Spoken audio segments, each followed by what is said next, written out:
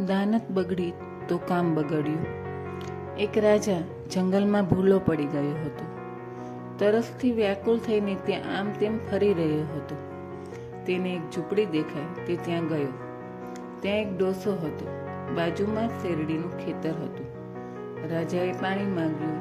ડોસાએ શેરડીના 2-4 સાંઠા કાપ્યા અને કોલુમાં તેનો રસ કાઢ્યો તો આખો વાટકો ભરાઈ ગયો। રાજાએ રસ પીધો। તેનું મન પ્રસન્ન થઈ ગયું। તેણે વૃદ્ધને પૂછ્યું કે શેરડી પર કરવેરા લેવામાં આવે છે? વૃદ્ધે કહ્યું, ના, અમારા રાજા ખૂબ દયાળુ છે, તેઓ અમારી પાસેથી કર નથી લેતા। રાજાએ વિચાર્યું કે આ ખેડૂત ખૂબ કમાતા હશે, તેથી શેરડી પર કરવેરા લેવા જોઈએ। છેવટે રાજાએ કર લેવાનો નિશ્ચય કર્યો। જતાં જતાં ડોસાને બીજો એક પ્યાલો રસ પીવડાવવા કહ્યું। વૃદ્ધે ફરી 2-4 સાંઠા કાપ્યા અને કોલુમાં રસ કાઢ્યો, પરંતુ આ વખતે વાટકો ના ભરાયો।